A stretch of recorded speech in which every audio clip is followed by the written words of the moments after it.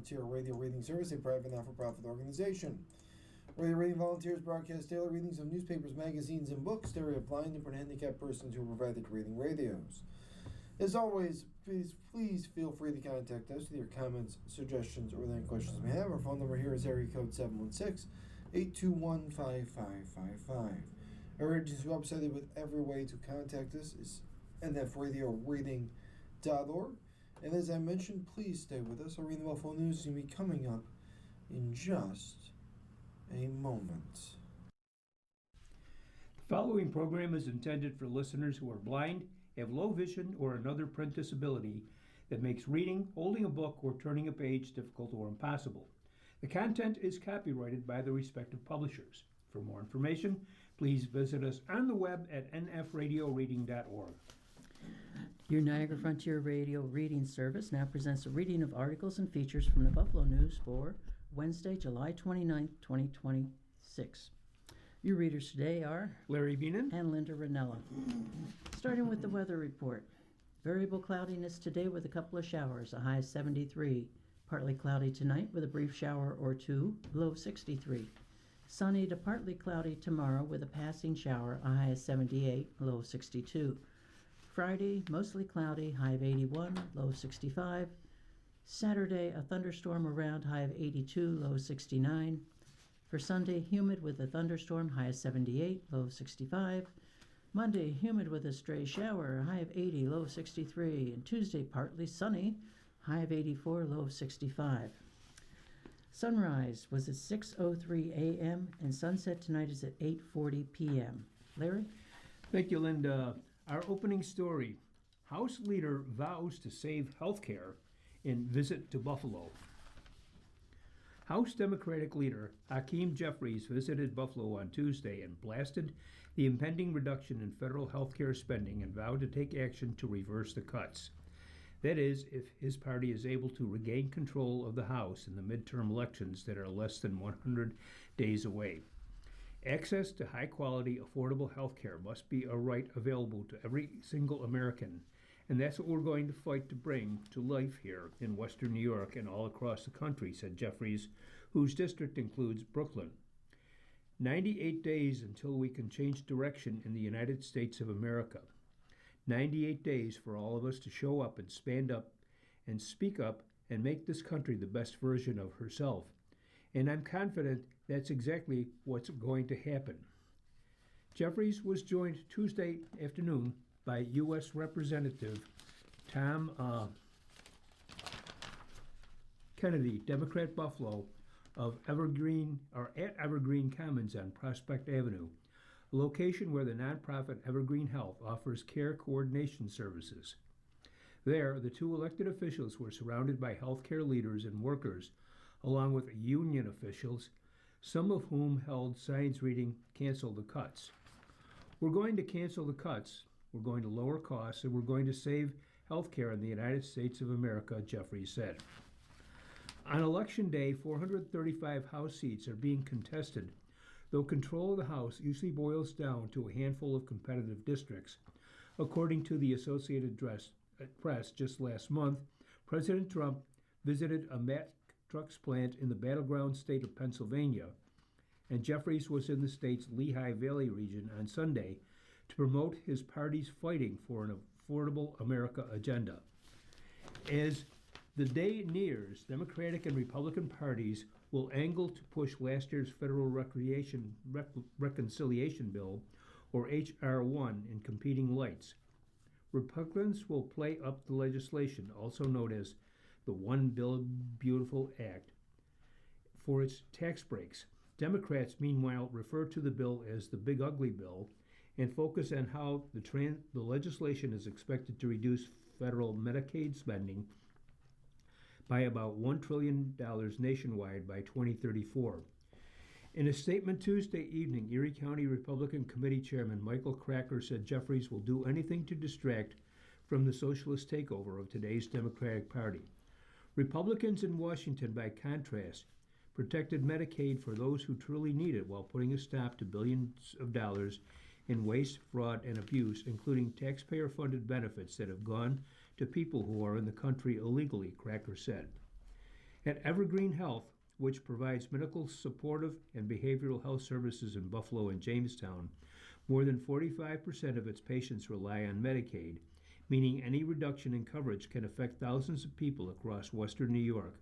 Evergreen President and CEO Raymond Gano said Tuesday, "We anticipate these changes could increase the demand for safety net providers, the community health centers, as more people seek affordable, accessible care," Gano said. Ensuring adequate funding for community health centers will be essential to maintaining access to a variety of healthcare services. A notice at the top of Evergreen's website, labeled Important Update for Patients Enrolled in Medicaid, providers a reminder of what is to come.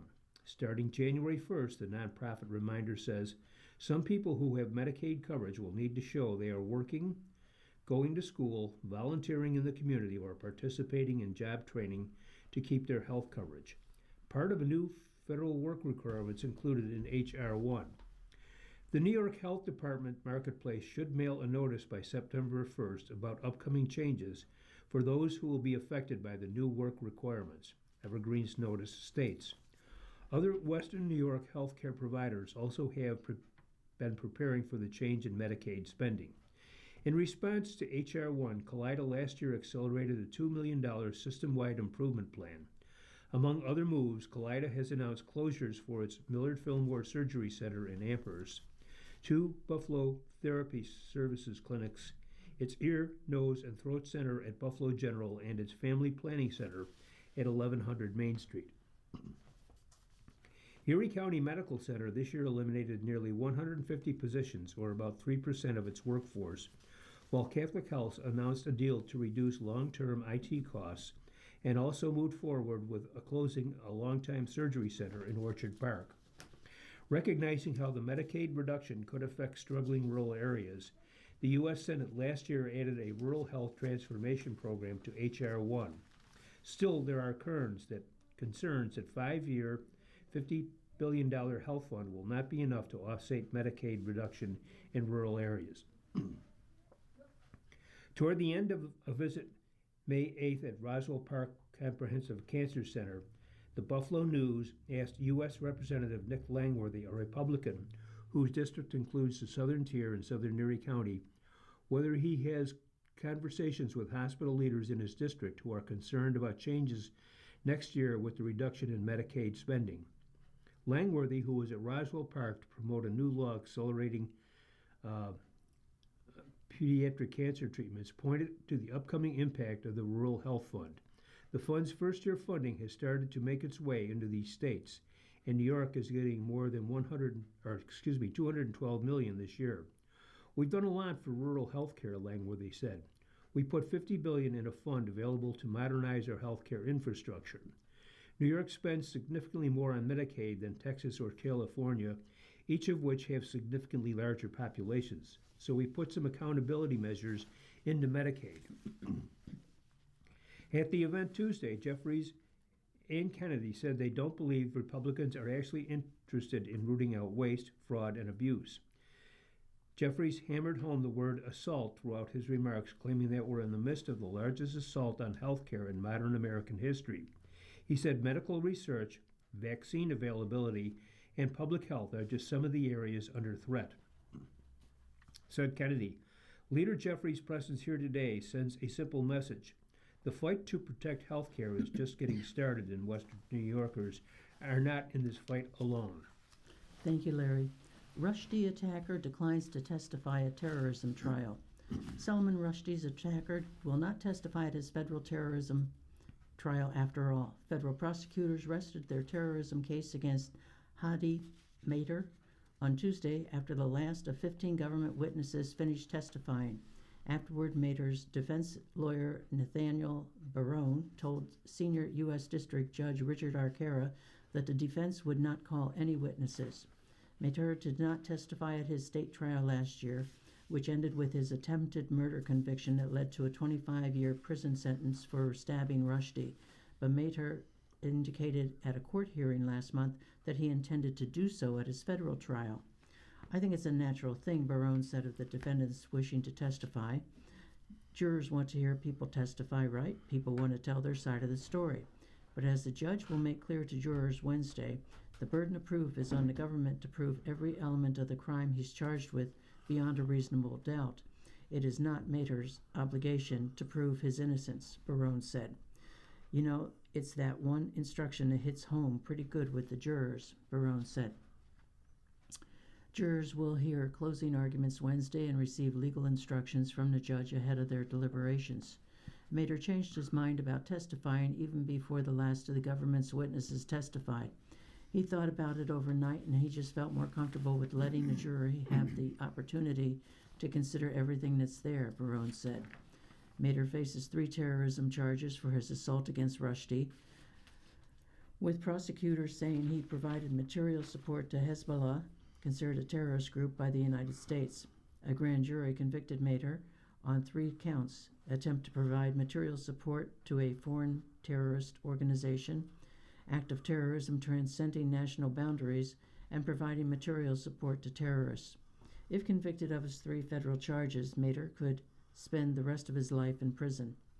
Mater ran across the stage at the Chautauqua Institution Amphitheater, where Rushdie was about to speak, on August 12, 2022, stabbing him 15 times in his eye, arm, neck, chest, stomach, and thigh before a crowd of 1,000 or more.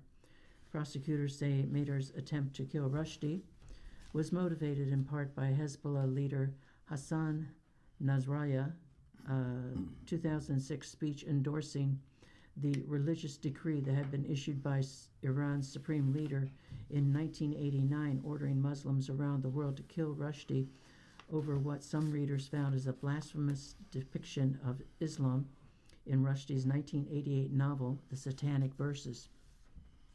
Assistant U.S. Attorney Timothy Lynch, in successfully arguing against a defense motion for acquittal after the government rested its case, said Mater's attack against Rushdie was his response to Hezbollah's global call to action in 2006. He decided he'd be the one to establish the final stand by executing the fatwa against Rushdie, Lynch said. Barone, however, said the federal case against Mater must deal with intent, not just Mater's act of aggression against Rushdie. That's why it was so close to him testifying, because he did it for religious reasons, Barone said of Mater's attack. That's what he's always said. But while Mater cites religious purposes for the attack, he would run the risk of being unclear about that on the witness stand under cross-examination from prosecutors, Barone said. So the defense will seek an acquittal by stressing what Barone calls the government's lack of evidence against Mater. There is no direct communication with Hezbollah, Barone said. If you look at this kid, 99% of his emails and his communications legitimately are questions about religion and what he can do about marriage, about kids, about this, and about that. The decision to keep Mater off the witness stand was also made weighing how his testimony could affect an appeal if it becomes necessary following the jury's verdict, Barone said. So there's a lot of things for appeal purposes now, Barone said. If he takes the stand and all of a sudden he opens the door on a lot of things that he shouldn't be talking about, our appeal may go right out the window. Larry? Thank you, Linda. Region missing out on help for veterans. Albany, Erie County municipalities and nonprofit organizations failed to take advantage of a state program designed to help disabled veterans, despite having the second highest number of disabled veterans of any county in New York. An audit from State Comptroller Thomas DiNapoli has revealed. The Comptroller's audit, along with an interactive map based on October 2025 data, showed that across western New York, only Chautauqua County entities applied for aid available through the Access to Home for Heroes/Veterans program, which started in 2015. Municipalities and nonprofit organizations can apply for funding through the Access to Home for Heroes/Veterans program to help disabled veterans of low and moderate income levels stay in their homes. Each home can receive up to $25,000. The money can be used for modifications, repairs, and to address code violations. But the Comptroller's probe found New York State Homes for Community Renewal, HCR, the state's affordable housing agency that operates the program through its Housing Trust Fund Corporation's Office of Community Renewal, failed to effectively monitor the program according to an audit conducted between April 2022 through December 2025. The audit found HCR and recipients struggled to make the public aware of the program. Auditors found 35 counties in New York with large populations of disabled veterans, but 19 of the counties had no applicants. Officials from some municipalities with high veteran populations reported they had never heard of the program, Gina Poli's office said. The state is home to 173,000 disabled veterans, including 12,354 in Erie County. Only Suffolk County has more disabled veterans in the state, but neither the county nor any not-for-profits in the Erie County applied for the aid. The number of disabled veterans across western New York counties included Niagara, 3,941, Chautauqua, 2,184, Cattaraugus, 1,806, Genesee, 1,129, Allegheny, 1,053, Orleans, 675, and Wyoming, 516. The program funded 2 initiatives for disabled veterans in Chautauqua County, $300,000 to the Chautauqua Home Rehabilitation and Improvement Corp., and $75,000 to Citizens Opportunity for Equality and Development Incorporated, officials said. The audit found some program recipients had not complied with requirements. It said recipients and HCR neglected to sufficiently market the program, if at all.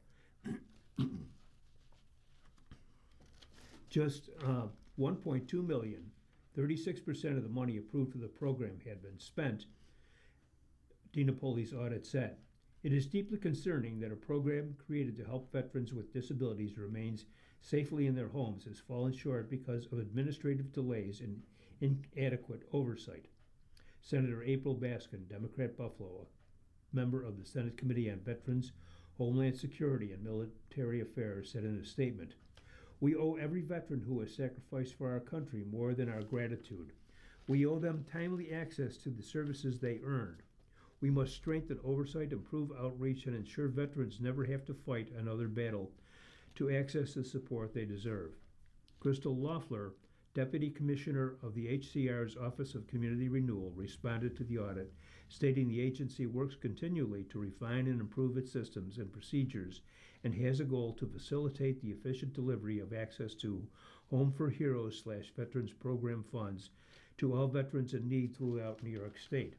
In a statement, HCR officials said the agency already conducts robust outreach to prospective applicants, including marketing emails sent to more than 1,000 municipal officials annually. HCR officials said it has already been providing guidance to recipients through webinars, program manuals, and routine communication and outreach. They said a new monitoring system and quarterly reporting process have improved oversight. HCR is committed to honoring the courage and sacrifice of our veterans who have saved our nation, the statement said. The Access to Home for Heroes program enables hundreds of veterans with disabilities to live safely and independently and comfortably at home. We continually work to refine and improve systems and procedures for administering the program. Senate Minority Leader Robert Ort, Republican North Tonawanda, a veteran who served in Afghanistan, said he appreciated the controller shining a light on the issue. New York State is not doing nearly enough to support our veterans, especially those who have sacrificed so much and returned home with disabilities, Ort said in a statement. We have a responsibility to ensure that every dollar allocated to help our veterans actually reaches those who need it. I look forward to working with my colleagues in state government and our local partners to make sure these resources get out our door. Erie County Government Services Agency, whose mission is to inform veterans, active service members, and their families about federal, state, and local benefits for which they might be eligible. Daniel Meyer, Press Secretary for Erie County Executive Mark Poloncarz, said veterans seeking affordable housing have been referred to local organizations such as Veterans One Stop Center.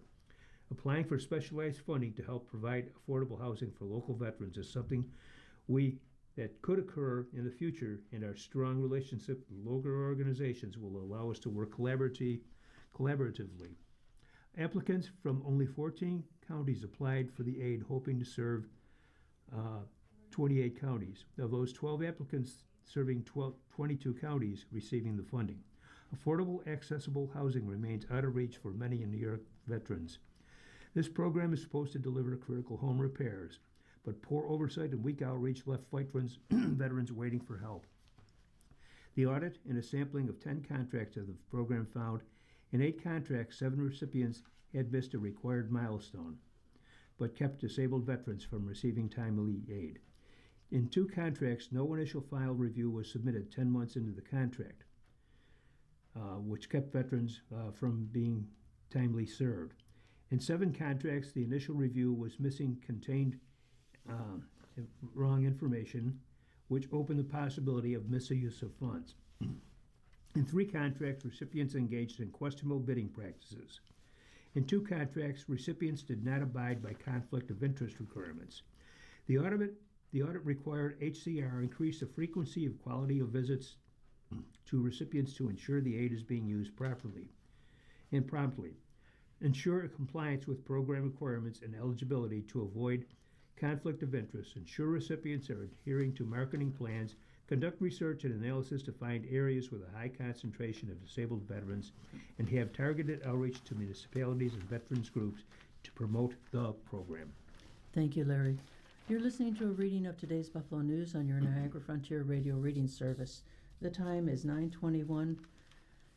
Today in history, Wednesday, July 29th. In 1588, English naval forces under the command of Lord Charles Howard and Sir Francis Drake defeated the supposedly invincible Spanish Armada off the coast of Gravelines, France. The defeat stalled King Philip II of Spain's plans for subjugating England. In 1909, General Motors Corporation purchased luxury automobile maker Cadillac Automobile Company for $4.5 million. Cadillac was founded in August 1902 from the ruins of Henry Ford's second failed automobile company. In 1921, Adolf Hitler assumed leadership of the National Socialist German Workers' Nazi Party. Frustrated by the events of World War I and Germany's defeat, Hitler originally joined the party in 1919. In 1954, J.R.R. Tolkien published the first volume of his epic fantasy, The Lord of the Rings trilogy, The Fellowship of the Ring. In 1958, U.S. President Dwight D. Eisenhower signed legislation to create the National Aeronautics and Space Administration. NASA was created in response to the Soviet Union's advances in space exploration, heightened by the October 4, 1957 launch of Sputnik I. And in 1976, Donna Laurie and Jody Valenti were shot while sitting in Valenti's car in the Bronx, New York, in the first of a string of shootings that terrorized the city and were perpetrated by David Richard Berkowitz, known as the Son of Sam. Larry? Thank you, Linda. The local Buffalo News editorial, Persistence Pays Off. Advocates for better Kensington process rightly put health concerns first. A new era of advocacy regarding the Kensington Expressway has clearly taken hold. With another court victory under its belt, the Eastside Parkways Coalition is gaining ground in its fight for the full restoration of Humboldt Parkway, rather than the installation of a gap that would bridge the Kensington Route 33 for 3/4 of a mile from Dodge Street near Martin Luther King Park to Sidney Street. Along with its legal wins, the coalition has also succeeded in highlighting the environmental wrongs that could be righted if the Kensington was reinstated in a healthful way. The goal should be a shared priority for all parties. For a while, it did look as though the creation of this cap, announced in 2022 with funding of more than $1 billion from state and federal sources, was a done deal. But the conviction began to crumble in 2023 when a community-led effort began to question how much the cap plan would truly remediate the harm done to the seaside community when the Kensington Core tore through previously intact neighborhoods. Harm from the emissions that would be concentrated by the tunnel under the cap was also raised as a legitimate objection to the plan. Then in February 2025, Erie County Supreme Court Justice Emilio Colavecchio ruled the state should have conducted a full environmental impact statement before moving ahead with the proposed cap, another key complaint from Eastside Parkways and other advocates. After that, New York's Department of Transportation decided to hit the restart button with Richard Fontana, DOT Special Assistant, stating last September, "We want to hear from as many people as possible before we reformulate a new plan for the project along the 33. Now there's another reason for states to consider well before going back to its previous plans. On Friday, an appeals court decided that a previously dismissed lawsuit from East Side Parkways and others had viability. The suit challenged the legality of this Kensington because its construction had destroyed Frederick Law Olmsted's Humboldt Parkway, considered parkland without state authorization.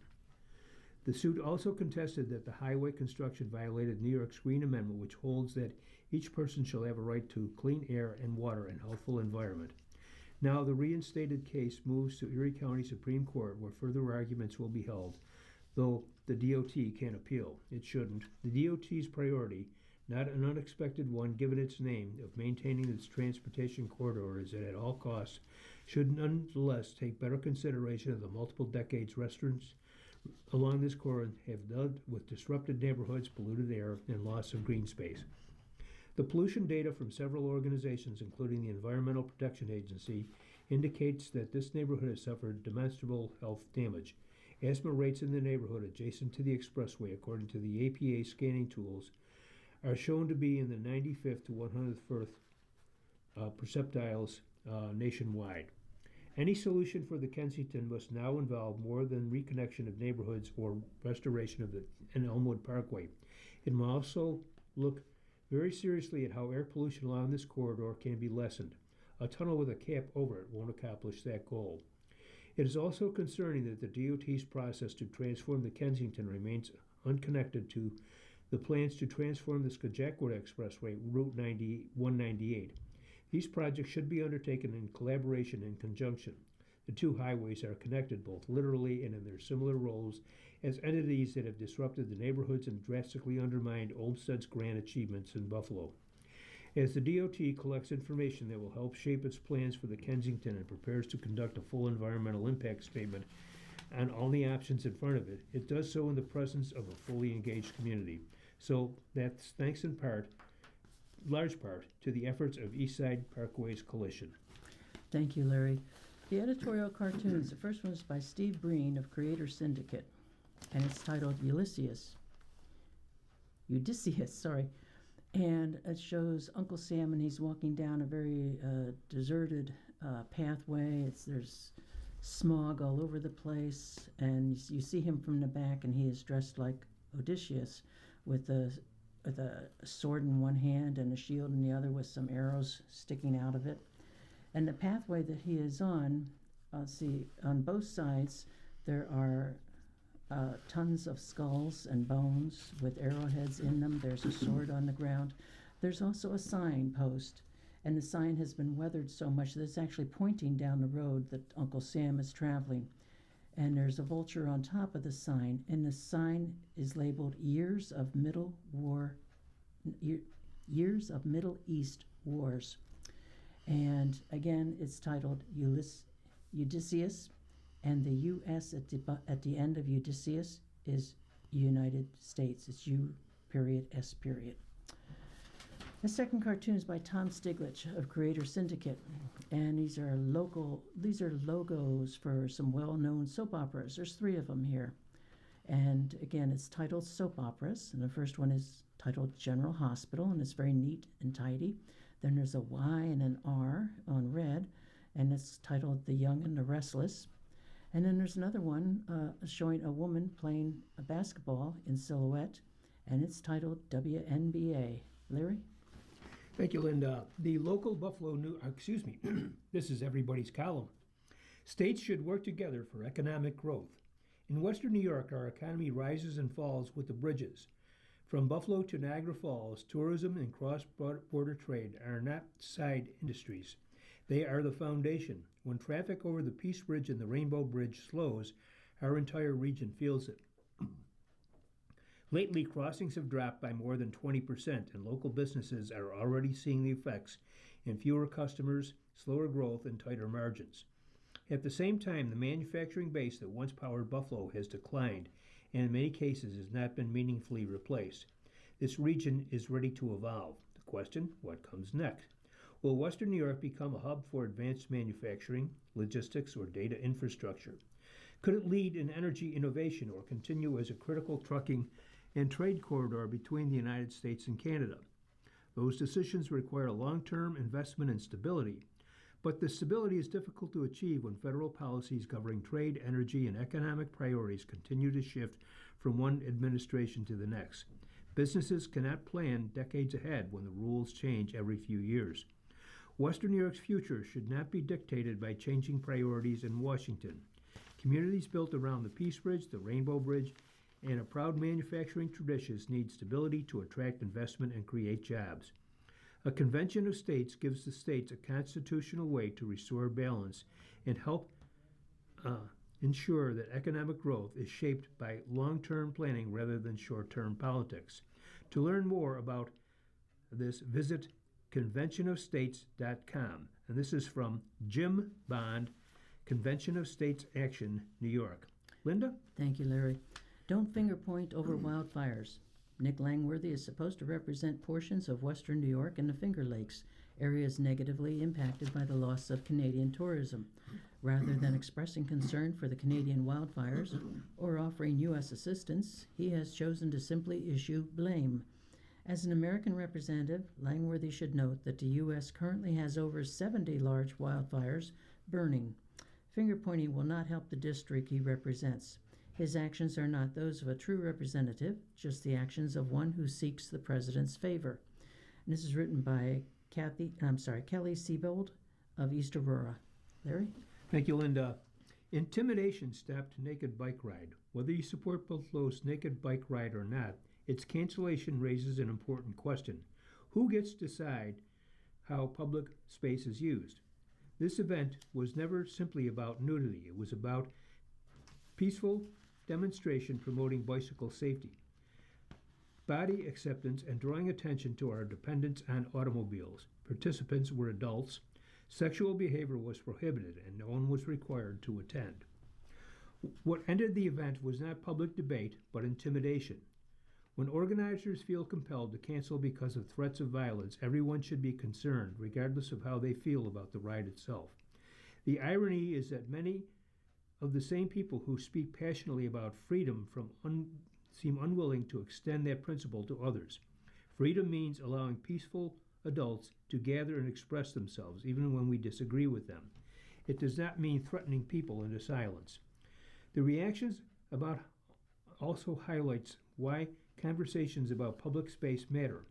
Our streets overwhelmingly prioritize car, while people who choose to walk or bike often face unnecessary risks.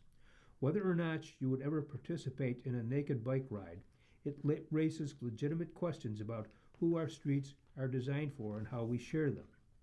Buffalo has bigger challenges than a peaceful adults-only bicycle ride. We should reject intimidation, defend the right to peaceful assembly, and remember that public spaces belong to everyone, not just those with the loudest voices or the biggest vehicles. Let Buffalo ride. This is from Brian Harrell of Buffalo. Linda? Thank you, Larry. You're listening to a reading of today's Buffalo News on your Niagara Frontier Radio reading service. The time is 9:33. Some opinion columns. This one is written by Natasha Benjamin of Progressive Perspectives. Heat waves show climate change is here and it's accelerating. A few weeks ago, my daughter and I went to Paris to visit family and celebrate her high school graduation.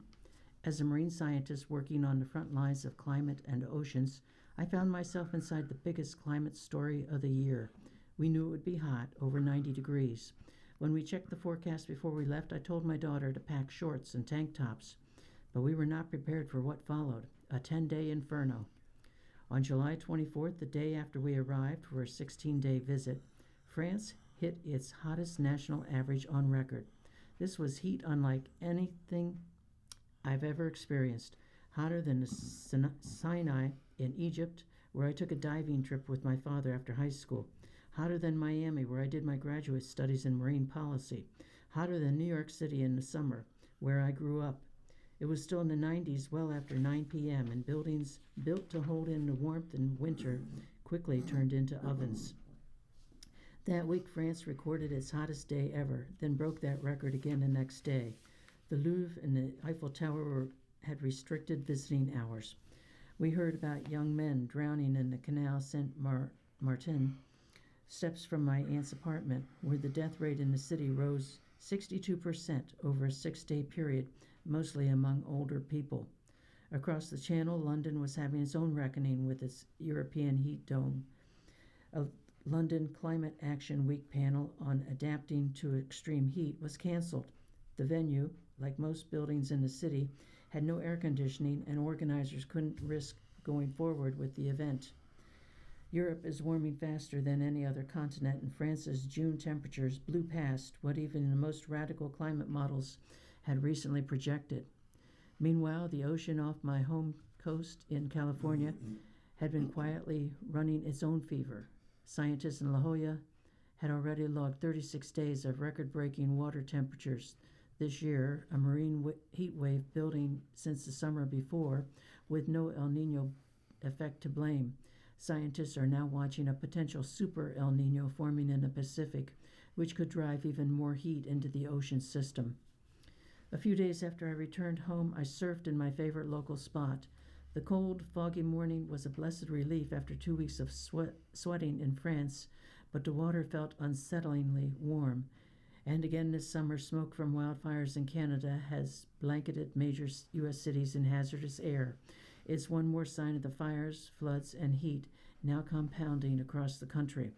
Over the past decade, Northern California has lost 95% of its kelp forests, largely due to marine heat waves, the ocean's version of the heat I'd just experienced in France. As a diver and surfer, I've watched kelp forests disappear in front of my eyes for the past 10 years. That's what drove me to work on a documentary about it, Sequoias of the Sea. Every second breath we take comes from the ocean. It absorbs the bulk of the excess heat we generate and buffers the extremes we are now living through. The ocean, in short, is the best climate solution we have. But tragically, Congress is now gutting the agency that protects it. The National Oceanic and Atmospheric Administration is facing its second straight year of billion-dollar cuts, including to the marine sanctuaries and fisheries science that keep our coastal waters and ecosystems healthy. Climate change isn't coming, it's here, and millions of people are experiencing it in their daily lives. Get involved in your local climate organization. Insist on climate sanity. Vote for the ocean. Larry? Thank you, Linda. Following is from Lynn Schmidt, and she's from the St. Louis Post-Dispatch. Why the socialist sugar high ultimately crashes for the left. Democratic socialism has been winning in Democratic primaries lately, but it will ultimately lose because it fails politically and economically. Several Democratic socialist candidates this year have knocked off sitting Democratic incumbents and won primaries by wide margins in cities across the country, running under the label rather than adjacent to it. Membership in the Democratic Socialists of America, the DSA, has grown from roughly 6,000 members a decade ago to more than 100,000 today, with wins or serious contentions now appearing across the United States, mostly in blue cities. The pitch is always the same. Freeze the rent, cap the grocery bill, make college free. It's a sugar high, and sugar highs crash. St. Louis knows this rhythm better than most cities its size because it ran the political experiment twice, and both times the same voters who cast the first vote came back to cast the second.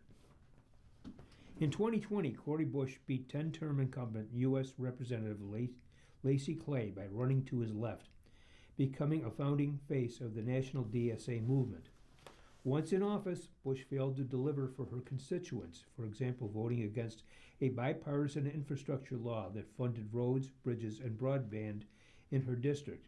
In 2024, her party's primary voters threw her out, handing the seat to Wesley Bell, a pro-Israel group spent nearly $9 million helping make that happen. But the money bought an opening, not the outcome. An incumbent this vulnerable in a seat this safe should have been able to survive a single-issue attack. Bush couldn't. Bush is running this cycle again, seeking a rematch with Bell in the August 4th primary, backed by the same DSA-aligned coalition that lost her the seat last time. Former St. Louis Mayor Tashura Jones, one of the most progressive mayors in city history, lost her re-election bid last year by 28 points, with a turning point traced largely to a winter storm. Jones would go on to lose to Kara Spencer, a fellow Democrat running on the plain promise that the potholes would get filled and the streets would get plowed. Bush and Jones failed for different reasons on the surface. One voted against her constituents' infrastructure, the other couldn't clear the streets. But beneath the surface, it's the same instinct. Govern as if outcomes can be willed into being rather than funded, planned, or priced. That instinct isn't just a political liability, it's an economic one. Socialism's core economic failure is that it tries to override price signals with political mandates instead. Price controls don't lower costs, they just hide them. Cap rent below what it costs to maintain building and landlords stop maintaining it. Mandate a service without funding it and a city gets the service by cutting something else. The capitalism most Americans are angry at now isn't free market capitalism, the kind that prices scarcity honestly. It's crony capitalism. Socialism tries to override price signals with mandates. Crony capitalism achieves the same distortion by letting the well-connected rig the price signal. Two parties, two bad answers to the same real problem. Democrats want to override the fixed game with more government control. Republicans too often just want different friends running it. Neither offers voters what they're exhausted enough to reward. Rules enforced evenly on everyone, with no exceptions for size, connections, or campaign checks. But Democrats need to stop indulging the DSA flank. The sugar high always crashes. Democrats can keep serving it, or they can be the ones who stop. Linda? Thank you, Larry. Some business and financial news. AI is making Americans' lives more expensive. AI is raising prices for Americans and not just electricity bills. Major technological innovations carry the potential to transform economies by creating opportunities, jobs, and even new industries while supercharging productivity and growth. However, that promise of longer-term gains often is preceded by short and medium-term pain. In the case of artificial intelligence, that has included job losses, slower wage growth, widening wealth inequity, and especially in recent months, higher inflation. Recent data shows that the gargantuan interest and investment in AI adoption, estimated to be around $750 billion for this year alone, have pushed a variety of prices higher, lifting overall inflation in the process. The higher inflation means that households must spend just over $375 more to purchase the same goods and services as they did this time last year due to AI's inflationary impact. Mark Zandi, chief economist at Moody's Analytics, wrote in an email. The good news, AI is still just a minor contributor, an estimated 0.2 percentage points of overall inflation, and the impacts are currently limited to a handful of categories. But the not-so-good news? AI is pushing inflation higher and further compounding long-standing affordability concerns in the process.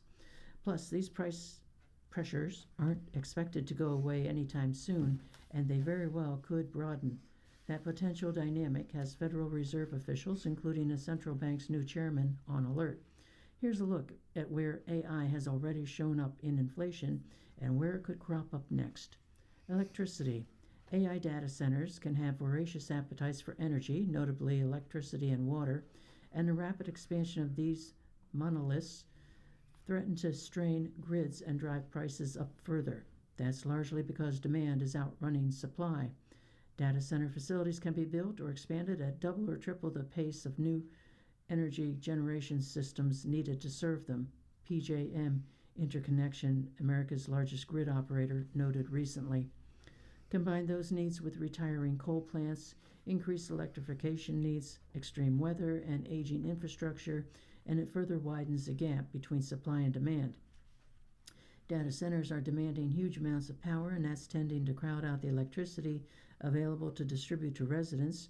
It's also led to wholesale electricity prices being bid up because data centers are willing to pay the price the providers ask them for, and that ends up also raising the prices for residential electricity costs. Pooja Sriram, U.S. economist at Barclays, told CNN. Consumer Price Index data shows that residential electricity prices rose about twice as fast in 2025 as compared to the average seen in years prior, she noted. Memory chips. The data center's appetites, however, aren't fully sated with power alone.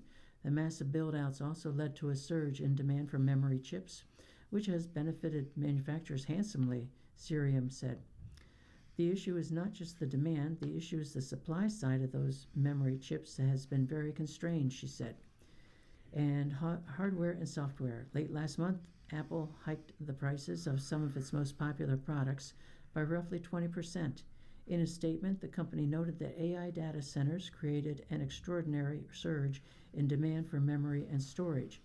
Sony upped the price of its PlayStation console earlier this year, and Microsoft last month raised the price of its Xbox consoles by about 25% for similar reasons. The entire consumer electronics industry is struggling with the current components crisis, but the effects are particularly hard on consoles, Microsoft wrote in a statement. For the first half of 2026, however, computers and related products have experienced price inflation, BLS data shows. Larry? Thank you, Linda. Fear of using up all money leads retirees to underspend. If you spend your career in the private sector, chances are you won't get a pension in retirement. Not having that steady paycheck can make retirees nervous about spending the money they've squirreled away, especially given that Social Security will replace only 40% of pre-retirement income on average. But there are ways to convert part of your nest egg into a predictable income stream that, when coupled with Social Security, can cover your essential expenses in retirement. Creating your own paycheck can spare you from the biggest fear for many retirees, running out of money before they die. That's because retirees have to manage their assets, not knowing how long they'll be healthy, how long they'll live, how markets will perform, and how high inflation will be. The perennial stress of figuring out how much they can afford to withdraw can lead many to underspend in retirement, so they live less well than they might, and some die leaving a nest egg that is almost as large as, if not larger than, when they entered retirement. In her upcoming book, The Forever Paycheck, the new retirement strategy to spend more, worry less, and never run out of money, Jean Chatzky cites a study that found retirements who hold a greater proportion of their wealth in guaranteed income, such as that from a pension or annuity, spend more than retirees who hold the greatest share of their wealth in investments. What's more, the study's authors noted, surveys reveal a clear preference among retirees to live off income, and many don't feel comfortable spending down assets to fund a lifestyle. Put another way, if you structure your money so you have a paycheck, you're going to be a lot more comfortable spending it, said Chatzky, founder of Personal Finance on HerMoney.com. Make your own pension. Once you have a sense of your spending needs and figure out how much income you'll need on top of Social Security, you can set up a paycheck in multiple ways. Chatzky's book, which highlights the work of researcher Wade Pfau in creating a retirement income plan, lays out 4 income path strategies. The right choices come down to how much market risk you're willing to make versus how much income certainty you want. Thank you, Larry. As part of our newspaper reading, we now present the day's death listings. If you need further information on any of these names, call us at 716-821-5555. That's 716-821-5555. Brown, Michael R. Byerly, Sean. Darlak Jr., Leonard. Dunch, Joy. Guzzi, Jacqueline M. Nakach. Lee, Billy D. Maroney, Sherry A. née Manaher. McNaughton, Suzanne A. Nolan, Rita M. née McGowan. Waring, Thomas H. Sr. Weiser, Ruth Ann née Webb.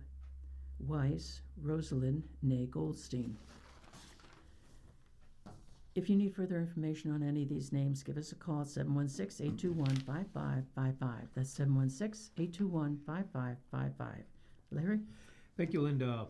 Royal Stars, happy birthday for Wednesday, July 29th, 2026. You are positive and energetic and will work tirelessly to achieve success. You are protective and influential. This is a year of new beginnings, adventures, and major changes.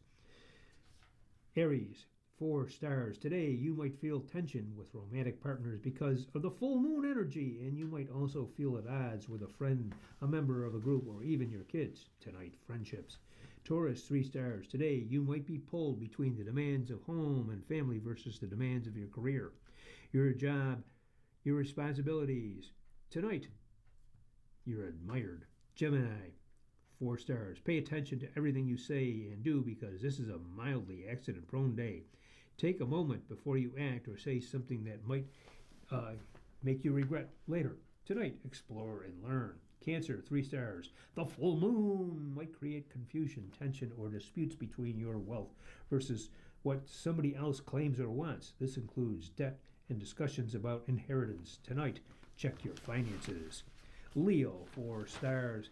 Today, only the full moon opposite your sign all year is taking place, which could create tension between you and those who are closest to you, especially spouses, partners, or dear friends. Tonight, be cooperative. Virgo, 3 stars. Be patient with coworkers today. Likewise, be patient with people who might be involved in health procedures. You might need more patience than usual if dealing with a pet. Tonight, get better organized. Libra, 4 stars. This is a dicey day for social occasions, the arts, friendships, and especially romance. On the upside, you might see things that you never realized before. Tonight, socialize with somebody. Scorpio, today you might feel like you're caught in a tug of war between trying to please the demands of home and family versus dealing with your career and your outer world. You can't please both. Tonight, relax. Sagittarius, 4 stars. Pay attention to everything you say and do. Slow down and keep your eyes open. This applies to driving, jogging, walking, and talking. Tonight, share your thoughts. Capricorn, 3 stars. Financial issues might come to a head today. This might concern your debt or how you're handling your money or taking care of your possessions. Tonight, maintain your belongings. Aquarius, 3 stars. Something you've been working on might be completed. Certainly, your feelings are heightened and your focus on partners and close friends is stronger. Tonight, you're strong. Pisces, 4 stars. Relations with coworkers might be strained today. However, it's also possible that you will have wrapped up some old businesses and you will feel good about it. Tonight, enjoy solitude. Thank you, Larry. Hints from Heloise. Catching food grease. Dear Heloise, for years I drained greasy foods on paper towels but ended up having to pick off tiny pieces of paper. Finally, I found a better way. We bought a new stove and oven combo, and I saved the oven rack from the old one we had. Now I place the oven rack over the sink with newspaper underneath to catch the grease and fried foods that get placed on the rack. I don't let grease go down the drain because a plumber told me that it just clogs the pipes. Lately, I've used old cardboard cutout from delivery boxes to catch the grease. That's from Agnes. A filtered experience. Dear Heloise, did you know that vacuums have filters? I didn't, so naturally I never cleaned mine. I took my vacuum in for repairs and the man behind the counter showed me where the filters were. There are 2 places. He explained how and when to clean them so that I'm cleaning up dust and dirt instead of spreading it on different parts of the carpet. Now my vacuum really cleans the rugs. From Olivia. A useful gift. Dear Heloise, my sister and brother-in-law just bought their first home and had a housewarming party. People brought some very nice things, but my brother-in-law liked mine the best. I gave him a hand cart to haul heavy or very large objects.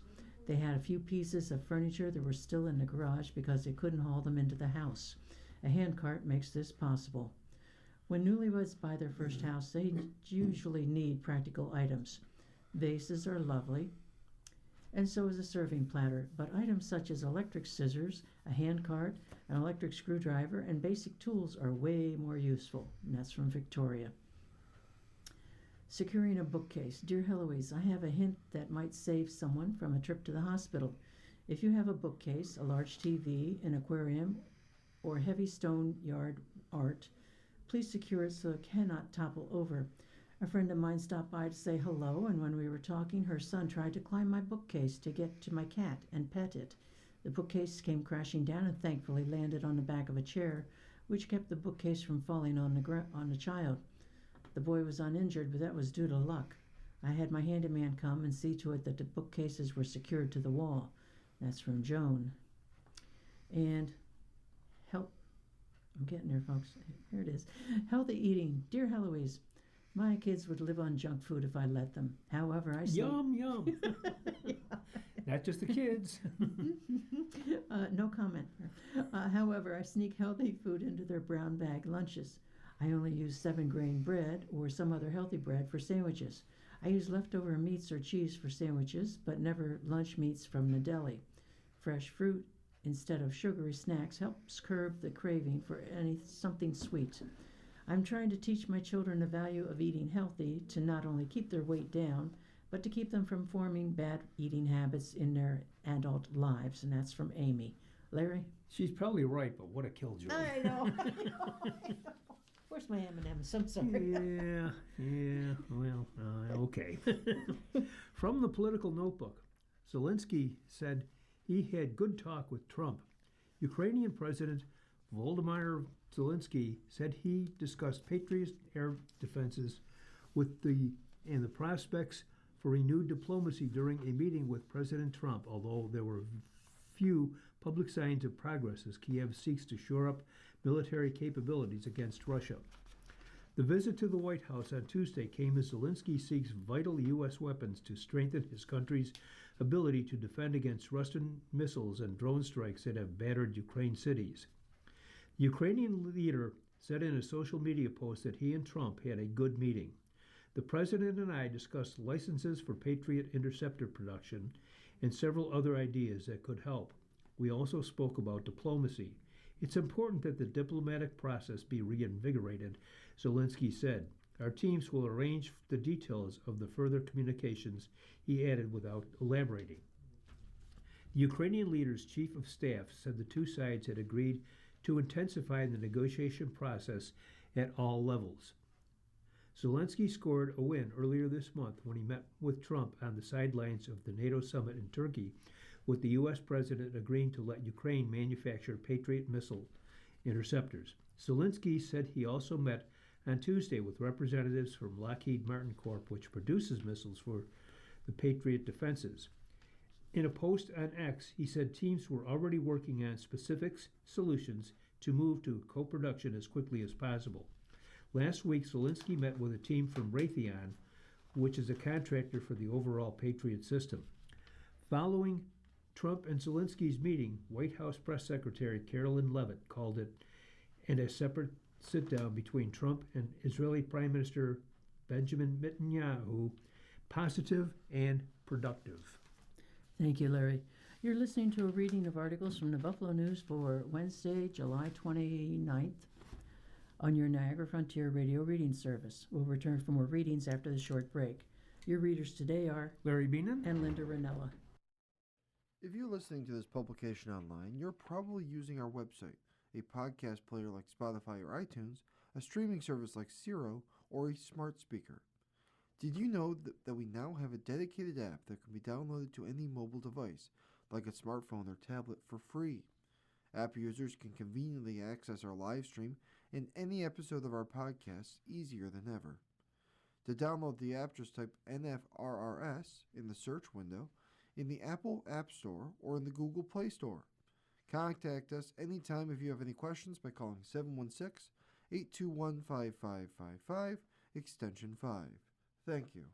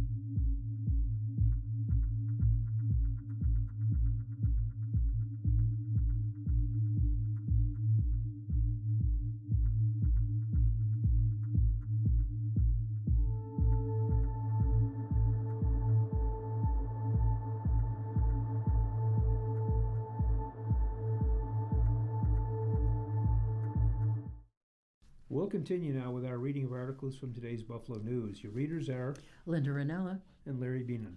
On to some local and regional news. Email scam cheats customer of $300,000. A scam that cheated a customer out of nearly $300,000 relied on the victim not noticing an email address with a couple of letters switched. A local marine sales company negotiated the sale of a boat in 2021 with a customer primarily through email exchanges.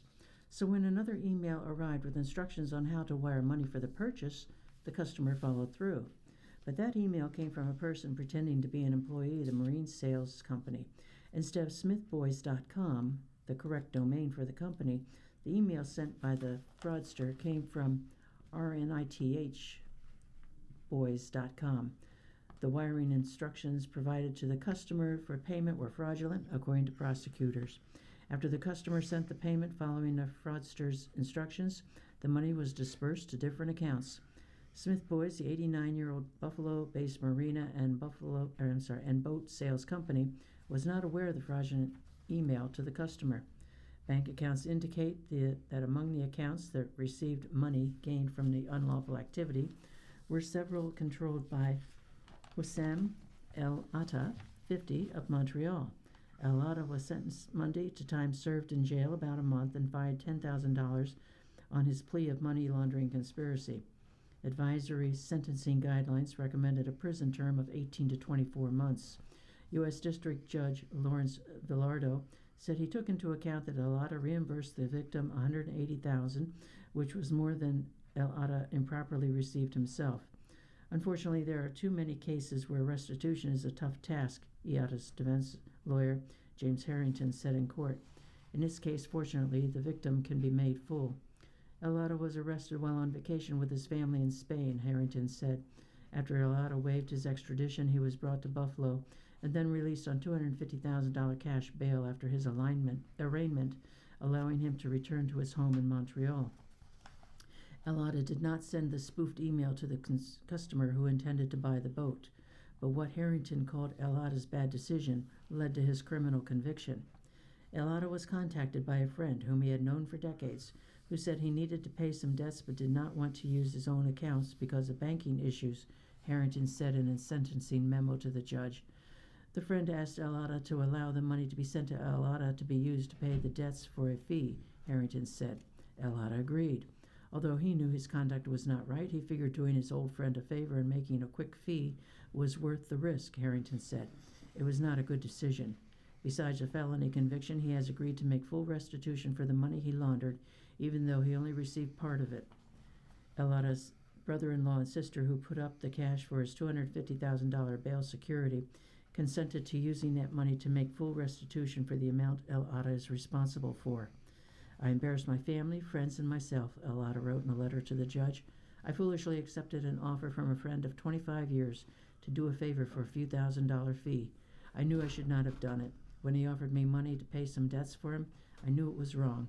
Villardo agreed to spare El Atta prison. This is a serious case that resulted in a real loss to a real person, Villardo said. But El Atta has paid back 3 times what he gained illegally and cited the price you already paid in jail time when the charge was first brought, Villardo said. The court records in this case do not indicate if co-conspirators in the spoofed email incident have been prosecuted. Court records reveal the difficulty in tracing the funds in this case. One man told the FBI he was unaware the funds he received from the boat customer were the result of fraud. According to the man identified in court records as AZ, he was contacted on WhatsApp messaging platform around November 2020 by an individual the FBI refers to as co-conspirator 1. The entirety of AZ and the co-conspirators' communications were on WhatsApp voice calls. Co-conspirator 1 claimed that he owed AZ's recently deceased father $100,000 and that he wanted to pay the money to AZ to resolve the debt. AZ's father had recently died, and AZ had received several similar requests, so did not think this request was suspicious according to court records. So AZ provided his bank account information to the co-conspirator to receive the funds. After the $100,000 deposit was made, the co-conspirator asked AZ if he could also transfer the proceeds of a property sale into AZ's account, claiming that sending money to another bank account would raise red flags, according to court records. AZ agreed to the additional wire transfer in the amount of $195,000 plus from who he believed was co-conspirator 1, and the next day the co-conspirator asked AZ to send $180,000 to a bank account in Canada with that amount, and then further dispersed to other accounts according to court records. Larry? Thank you, Linda. Amherst residents vote on new term limits law. A new Amherst term limits law that some residents criticize for being too generous to incumbent elected officials will go to town voters this fall. The public will decide in November whether to approve the new law, which would replace existing limits for Amherst Town Supervisor, town board members, and other officials. The town's review of its term limits law followed a court case that invalidated a term limits law like Amherst and state-imposed changes that have altered local election cycles in New York. Town officials had said they wanted to make sure Amherst had a term limits law that would stand up to a legal challenge, not extend their time in office. If we were to lose a lawsuit, it invalidates the term limits as a whole, and to me, that seems like the biggest disservice to the residents, Deputy Supervisors Angela Marinucci said before the town board voted Monday to approve the term limits referendum. The proposed changes reaffirm that town supervisors and town board members can serve no more than 8 years in office. But the new law, if approved by voters, wouldn't count service that began before November 2nd, 2020, or November 2nd, 2027, and it would extend the limits for town clerks and highway superintendents from 8 years to 12 years. Some speakers at Monday's public hearing on the proposed law said the welcome referendum, but some of the changes benefited office holders at the expense of taxpayers. The existing law has worked for 2 decades. There is no demonstrated crisis that justifies weakening it, said Andrea Morganti, a member of the Amherst Concerned Citizens Group. Law dates to 2006. Amherst has had term limits since the Dow Board approved them in 2006. Supervisors, town board members, and town clerks and highway superintendents can serve no more than 2 consecutive 4-year terms in the same office. Partial terms of less than 4 years don't count toward this limit, and town justices face no limit at all. However, in 2023, the State Court of Appeals, New York's highest court, invalidated the term limits law in Clarkstown in New York's Hudson Valley. This law, like Amherst, had been approved by the town board and not by voters. That same year, Albany Democrats voted to move most local elections to even years. As part of this shift, the winners of many of these elections in 2025 and 2027 will serve terms of 3, not 4 years. To address these questions raised by these developments, the town board earlier this year set up a volunteer commission to review the town's term limits law.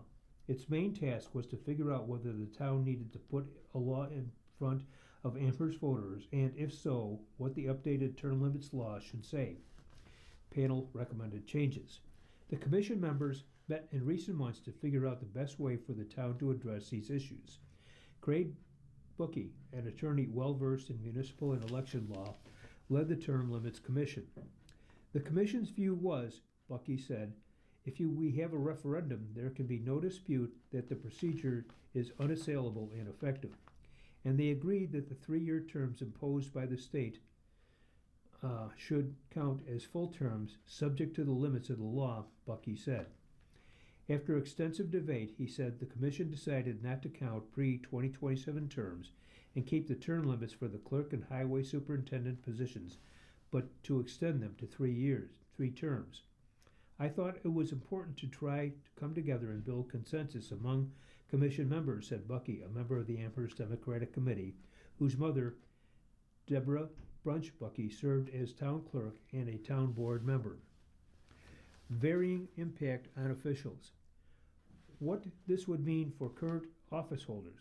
Supervisor Sean Levin and town members John Davis and Jack Kavanaugh, all elected last fall to 3-year terms, could, if they wish, serve out these terms, run for full 4-year terms in 2028 and 2032 for a total of 11 years in office. Bucky and Marinucci said they could do this anyway under existing town law. Marinucci was first elected in 2023. She must run for re-election in 2024, followed by a 4-year term in 2030 that would, with the new law, end her term on the town board. Under the existing language, because the 2027 election is for a 3-year term, she would have been able to run for 2 more 4-year terms in 2030 and 2034. Her colleague, Michael Suzkala, is finishing his second 4-year term after winning election in 2019 and 2023. If the new law passes, because his earlier terms wouldn't count, he could run for re-election in 2027 and again in 2030 for a total of 15 years in office. Suzkala told Buffalo News on Tuesday he wasn't yet decided whether to run for re-election next year, but even if he does, he won't run in 2030 because he's already 62. There's no way I want to be a town board member for another decade after already serving 6.5 years, Suzkala said.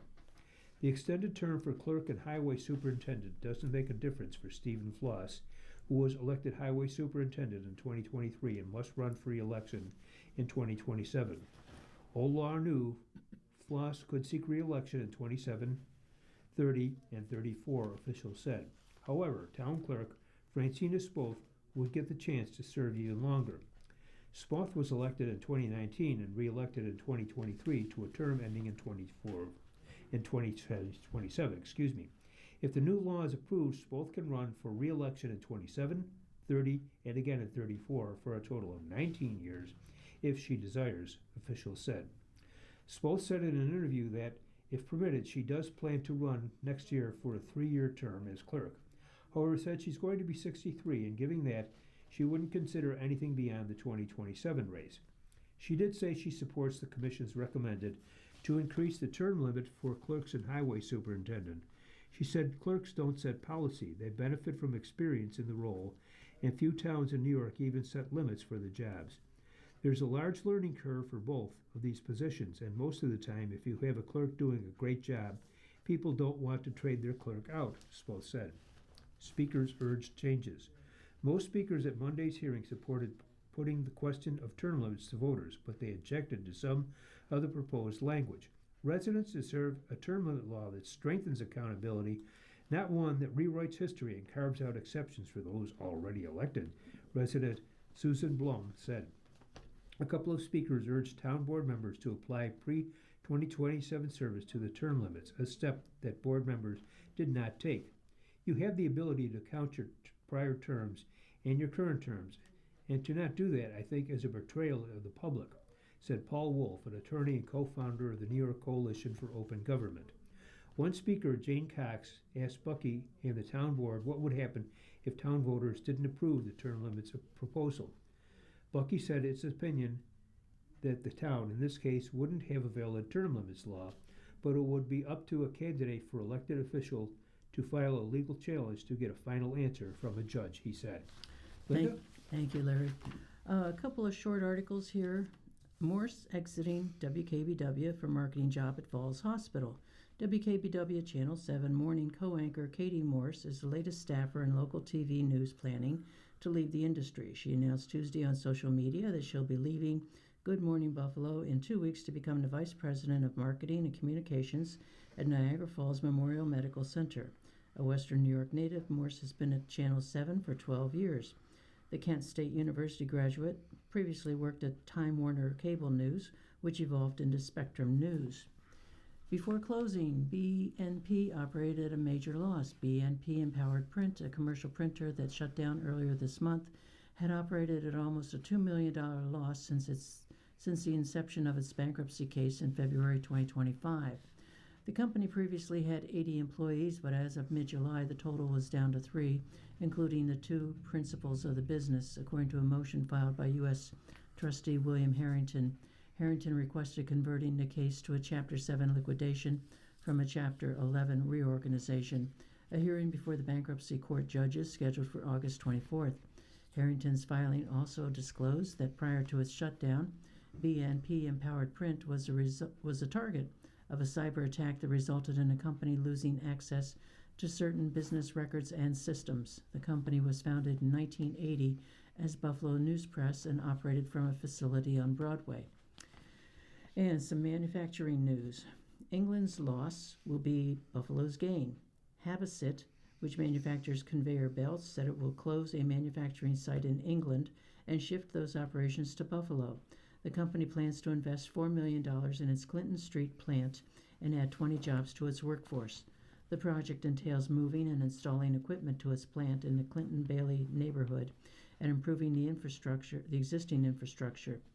The New York Power Authority Board of Trustees approved 420 kilowatts of low-cost hydropower to support the project. The company had requested 600 kilowatts. Habasit employs 53 full-time employees in Buffalo. The company pledged to add the 20 jobs over the term of the low-cost power allocation, which is 10 years. Habasit plans to start the initial phases of its project this year and complete it in 2027. Switzerland-based Habasit in 1997 acquired Globe Woven Belting, which was founded in 1916. The company makes conveyor belts for industries including food, packaging, handling, and distribution centers.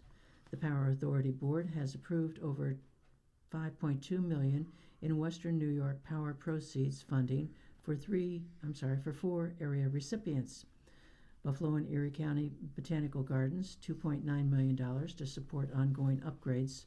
Keenan Center, $1.6 million to support development of the new Keenan Civic Arena, a project estimated at over $17 million. Riviera Theater and Organ Preservation Society, $350,000 in NYPA funding to support a more than $1.6 million backstage expansion at the Riviera Theater in North Tonawanda. With the expansion, Riviera expects to add 10 to 20 shows each year. The Bread Hive Worker Cooperative, about $330,000 to support, maybe it's $3 million to support the acquisition and renovation of a 10,000 square foot vacant commercial warehouse on the city's west side. Power proceeds funding comes from net earnings resulting from the sale of unused hydropower generated at the Niagara Power Project in Lewiston. The Power Authority also awarded $500,000 in funding to the Northland Workforce Training Center to support efforts to train workers in HVAC and building maintenance certificate programs at the center's Clean Tech Lab. The funding will also support ancillary services such as career coaching, transportation assistance, and job placement support. Larry? Thank you, Linda. GOP endorses former Democrat for seat on Cheektowaga board. David DeFields Jr. is a volunteer fire chief and emergency medical technician and a mechanic for Erie County. As of the weekend, he's also a Republican candidate for the Cheektowaga Town Board. DeFields will face Democratic pick Rachel Martinez on the November 3rd ballot. The two are vying to replace Stephen Nowicki, who resigned the post after it was disclosed that his primary residence was not in the town. DeFields said his primary policy focus is on public safety and lowering taxes, and his work experience puts him on the ground with his constituents. He has served more than 25 years with the Doyle Hose Company, number 2, including a stint as chief. With the fire department, I'm dealing with the public all the time. I see them at their worst and their best, DeFields said. They call us for help, and we go there to help. In the same way, I feel if elected as a town board member, I can hear their problems and concerns. Despite his Republican candidacy, DeFields was registered an Erie County Democrat from 1999 to 2025. Thank you, Larry. You're listening to a reading of today's Buffalo News on your Niagara Frontier Radio reading service. The time is 10:19. On to sports. Community effort helping build UB women's hoops. The University of Buffalo's plans to continue growing women's basketball in Western New York has already come to fruition. Coach Kirsten Sharkey, a New Jersey native entering her second season running her alma mater's program, is implementing tactics to build a fan base for her Bulls, local girls and women's basketball, by pouring into the community. She witnessed this process firsthand from her former UB bench boss, Felicia Liggett-Jack, who left in 2022 to coach Syracuse, her alma mater. An extension of Buffalo's commitment to growing the game takes place during their 2026-27 regular season schedule. Lancaster's Madison Francis, a two-time Sister Maria Perez Buffalo News Girls Basketball Player of the Year, will be a sophomore when Mississippi State comes to Broadview Arena on November 14th. The Bulls' Mid-American Conference schedule has not yet been released. I'm really big on the community and how we're going to build women's basketball in this area, Sharkey said. It's not just about me and my program, it's about this city and where we're going to take it as a whole. So to be able to have Mississippi State come here, pay us to play here, to bring Maddie home, that's going to sell tickets, fill our arena. Hometown love. In November 2025, Buffalo hosted another Western New York star. Hamburg's Clara Strack and Kentucky beat the Bulls early during her All-American campaign. Hosting players like Strack and Francis may be an obvious inquiry, but Sharkey pointed to the talent level of Western New York natives as to why interest in such non-conference games are possible. A 6'2" forward, Francis 2.84 blocks per game, led the nation, and she averaged 13.2 points and 7.4 rebounds per game. We want to give those guys obviously a little hometown love, Sharkey said, but also puts our team in a position to have a battle early on with the teams that are going to be tops in the country. UB's non-conference slate includes hosting Sacramento State on November 12th. Buffalo will visit the Hornets during the 27-28 season. Sac State has Welland, Ontario native Natalie Picton. The Bulls have California native Dina Thompson, who is from Los Angeles. Buffalo begins its regular season at home against Georgia State on November 2nd in the MAC Sunbelt Challenge. UB also will participate in the Florida Atlantic University Thanksgiving Classic in Boca Raton, Florida, against Morehead State and FAU on November 27th to 28th. Another MAC Sunbelt Challenge game is set for February 6th with the opponent and location to be determined. St. Bonaventure and Canisius University bring local flavor to the Bulls' schedule. Sharkey expects the top teams in MAC to be good again. It's nice to have two games built in, because when you do get your program to the level where you want it to be, people don't really want to play you, Sharkey said at the MAC Sunbelt Challenge. Watch women's sports. Sharkey recently met with Buffalo's Shea Cizik, Phoenix Mercury rookie, at a WNBA game in Las Vegas. Cizik attended UB Campson Elementary School years before earning the News 2022 All-WNY Player of the Year. Amory DeBerry, who played at Williamsville South, Yukon, and Maryland, and Buffalo's Emily McDonald, who will join Strack at Kentucky as a freshman, are two women Sharkey pointed to as examples of Western New York's growing talent pool. McDonald graduated from Long Island Lutheran, was a McDonald's All-American, and won the event's three-point competition. Current varsity players Chelsea Colombo, who has trained with USA Basketball, Mila Bessett of St. Mary's of Lancaster, and Iroquois' Kendall Hulsman, are garnering Division I interest. Sharkey believes that the growth of girls in the women's hoops in Buffalo correlates from the UB Bulls' Sweet 16 run in 2018, when they lost to a South Carolina team led coach Dawn Staley's and National Player of the Year Aja Wilson en route to the NCAA title. Those are all Power 5 players that have the potential to play in the league, and we don't know about them, right? Sharkey said. There's where my challenge to our community is. We need to start watching women's sports.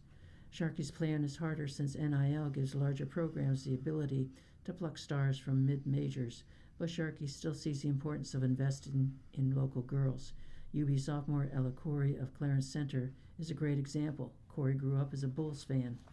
Sharkey is grateful that the core of her team, which includes Corey, Anya Rowe, Meg Lucas, and Deion Jackson, are now sophomores who went through the growing pains of a 3-1 or 117 season that featured a 19-game losing streak. UB will be young again, though. One incoming freshman is North Tonawonda's Annabelle Day, Sister Maria Perez, Buffalo News Girls Basketball Co-Player of the Year. It was an absolute dream to be able to lead this program and to continue to build every single day, Sharkey said. I know for a fact that I'm in the place where I'm supposed to be. Larry? Thank you, Linda. Turning to football, as Bills camp opens, some issues still need to be examined, so there are lingering questions. Well, it's finally here. By the time you read this, the Buffalo Bills will be in Pittsburgh for training camp. News sports reporters Catherine Fitzgerald and Lance Wiskowski look ahead to the storylines, which position battles and players to watch. Fitzgerald: Lance, let's start with some bright spots. Who are you most excited to see during training? Lance: I was tempted to choose Jim Leonhard. More on him later, because with the mystery on that side of the ball, I'll go with DJ Moore. And will we see some improvement from Allen on downfield passes? Moore is one of 5 players with 50-plus catches on throws of 20-plus air yards over the last 5 seasons. What about you, Catherine? I was also tempted to choose Leonhard, but I will hold off on him. I'll go with Landon Jackson, the Bills' defensive lineman. To start, we barely got to see Jackson last season. He thinks playing on the interior can open things up for him after he played there in college. Leonhard has watched the college tape on Jackson as well, so we'll see what the DC does to take advantage of Jackson. What will make a successful training camp in your eyes for the newly appointed Leonhard? Lance Wiskowski: it's a difficult balance for a new defensive coordinator because you can't show your entire hand during training camp or preseason games. The Bills cannot afford to have an injury-riddled camp like last year. C.J. Gardner-Johnson needs to be Cole Bishop's safety partner. Terrell Bernard needs to provide stability at inside linebacker. And Bradley Chum needs to be a well-rounded edge rusher that Buffalo needed opposite Greg Rousseau last year. KF: it's not the most enticing answer for fans who are making their way to John Fisher, but I think it's a successful camp for Leonhard if we all walk away a little bored. To your point, Leonhard doesn't want his cards on the table at training camp. Work on fundamentals while installing more in meetings away from the field and wait for the grand unveiling until the regular season. Lance: who's a bubble candidate in your eyeing? Lance: well, how many safeties do the Bills keep on the 53-man roster? Gardner-Johnson and Bishop are the starters. Sam Franklin Jr. is a special teams ace, received a 3-year contract with $2.5 million guaranteed at signing. Jelon Kilgore was drafted in the 4th round to begin a full-time position switch from nickel cornerback to safety. The 5th and likely final spot will come down to Geno Stone or Damar Hamlin. Stone's coverage ability and versatility should give him the edge. Which players do you stand out for you, KF? KF: I've been very intrigued by how Joe Brady has described the fullback position heading into the season and his non-committal attitude toward having one. Reggie Gilliam was a staple of the Bills the last few years, particularly for his work on special teams. Between the 2 fullbacks on the roster, Ben Van Sumeren and Jackson Acker, I think Van Sumeren has the edge, but he's up against a philosophical question. Do the Bills even have room for a fullback or need a fullback when their offense is so dynamic? Lance: what's a position battle you're watching? Lance: the condition at left guard between Alec Anderson and Austin Corbett. Across the past 3 seasons, Buffalo's starting offensive linemen have missed just 5 regular season games because of an injury. The Bills also returned all 5 starters for the 2025 season. Anderson or Corbett have the talent to replace Edwards. How will the change impact the rest of the line? Edwards helped their center, Connor McGovern, before each snap. Deion Dawkins acknowledged following multiple games last season that Edwards served them from a negative play by pointing out a blitz. Other than fullback, which position battle are you monitoring, Catherine? KF: I'm curious what happens at linebacker opposite Terrell Bernard and Dorian Williams' starting spot to lose. But as he's dealt with injuries this offseason, I think rookie Caleb Alarms Orr has a chance to strike. Now, which position do you think enters camp with the biggest question mark, Lance? Lance: boundary cornerback. There's uncertainty behind Tristan Benford and Maxwell Hairston Maxwell Harrison appeared in 11 games as a rookie. Twice he missed at least one game because of an injury. Davison Igbinson, a rookie second-round draft pick, committed 16 penalties for Ohio State in 2024. The Bills can play Dee Alford on the outside, but they signed him to play nickel. It should not surprise anyone if Brandon Beane signs another corner at some point. KF. I have the Bills finally done enough at a defensive line. That's something I'll be monitoring during camp. This group has promise, but it's still quite inexperienced. Ed Oliver has had plenty of time on task, but the rest of the group has some adjusting to do in the NFL. Who's getting the nod at nose tackle? How does the depth pan out? It's a stronger group on paper than other years, but there are questions to be answered. Thank you, Larry. You're listening to a reading of today's Buffalo News on your Niagara Frontier Radio Reading Service. The time is 10:31. On to Asking Eric. Step-grandma feels boxed out by bio-grandparents. Dear Eric, I am a third grandma in a family of several stepchildren and now their grandchildren. The problem is with my daughter-in-law's parents, both of whom are lovely but annoying. The kids have bonded with them, which is great, but her mother is almost always at their house and interferes with any attempts by their other grandfather or by me to likewise bond. We babysit, but only after both kids are in bed. I ask them to our house, but the 20-minute trip is a hassle. They do come to swim in my pool, but most often bring grandma number one. Especially if it's a holiday or event, I will invite my stepson and daughter-in-law, and she will tell me she is bringing her mom, and later her dad.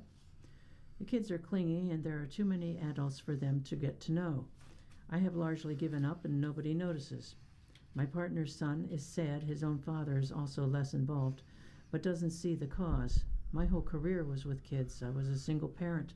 My partner was and is very close to his son. We are, in general, good with kids. I want both of us to bond with the grandchildren, and I don't want to entertain other guests. Do other families routinely include their own children, in-laws, in their private family activities? From third grandma. Dear Grandma, I'm curious if you and your partner has talked with his son about the struggle you're having connecting to his family. If not, it's a good idea to do so first. But when you do, focus on how you want things to work and how you'd like to relate to each other, rather than the problems that are currently getting in your way. It will be easier for him to address a statement like, "We'd love to have some one-on-one time with the grandkids or with you. Is that something you can prioritize?" Your daughter-in-law's relationship with her mother may not be one that you can effectively shift. It's possible that this other grandmother is feeling lonely or has a special attachment to her daughter. It's also possible that they don't see any issue in the relationship. It's also likely that, at least with holiday invitations, inviting her mother seems like the perfect way to get everyone together. You probably can't stop the in-laws from being annoying to you, but you do have the power to be proactive with your partner's son and to make suggestions about ways that you and your partner can have the kind of contact you want to have. Additionally, you didn't write how old the kids are, but regardless of their age, it's helpful to remember that parenting goes through many different stages, just as childhood does. So your partner's son and your daughter-in-law may be trying to manage the needs of the kids as best they can, and may not realize there are other wants that are going unmet. Dear Eric, this is in response to Conversation Gap. The letter writer had a 17-year-old daughter who was going away to college. The letter writer was anxious that the daughter was too young to be so far away.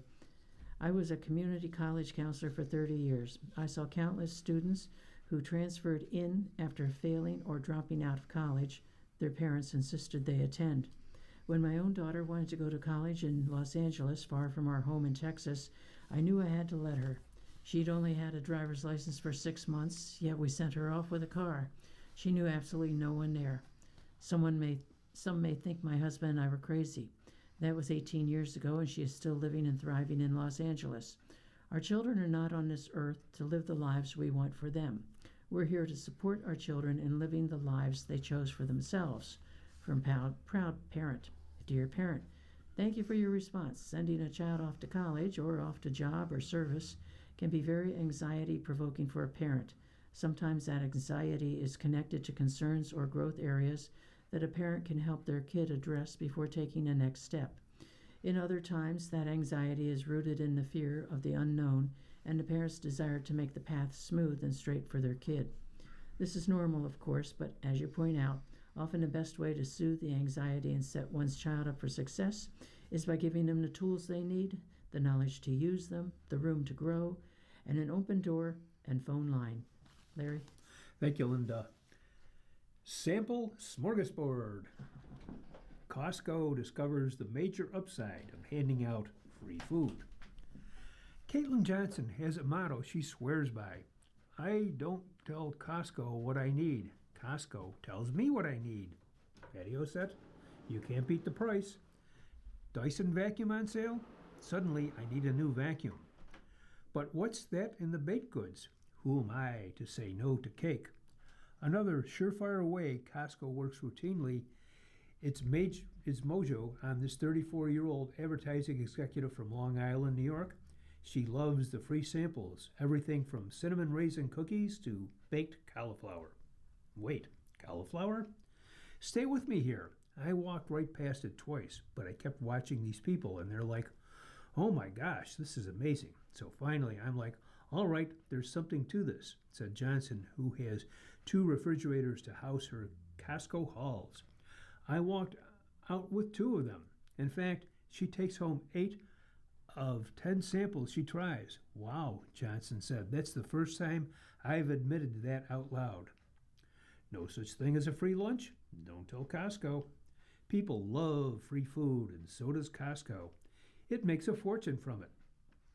Costco won't say how much or anything else on the subject, but no retailer is more famous for its sample smorgasbord. The savory spites and sweet mini treats have spawned legions of viral sketches and hot takes. Internet personalities take laps around the aisles to return for seconds and thirds, often in disguise. They forage for clicks by consuming nothing but Costco sample calories for a day or 3, hitting every single sample station, and by picking vendors' trays clean of soup dumplings and strawberry cheesecake before someone else can try them. Then there are people's odd reactions to an ordinary slice of salami or a cup of chocolate milk. Whenever I'm presented with a sample food that I've already had before and I know I like it, I pretend like I've never had it. I don't know why, stand-up comedian Josh Sneed recently joked. I'm just like, what is this? Cheese? Am I saying that right? Cheese? Oh, that's good. Sneed, 49, doesn't just get his material from Costco. He gets everything there. He used to drive an hour to Costco on the other side of Cincinnati until a warehouse opened 10 minutes from his house. One of the top selling points of Costco? Feasting on the samples, of course. This is how gluttonous I am. I'll taste something and like it, and I'll know that my son won't. So I'll tell him I think he'll like it, just so that he'll take a little bite and then hand the rest to me and I can have a second serving, he said.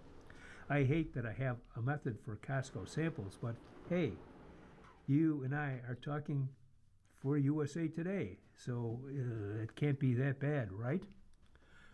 Free samples aren't really free. Studies show these tasty handouts thrill shoppers and keep them coming back for more. Free samples are such a staple of the cardholder experience that shoppers grieved when Costco temporarily suspended them during the COVID-19 pandemic. There's a real commercial impetus behind samples that they are also part of the appeal of Costco and have a halo effect of showing Costco looks after its customers, Neil Saunders, managing director of Global Data Retail, told USA. Of course, free samples are not really free. They send a subliminal message, buy me, and often people do.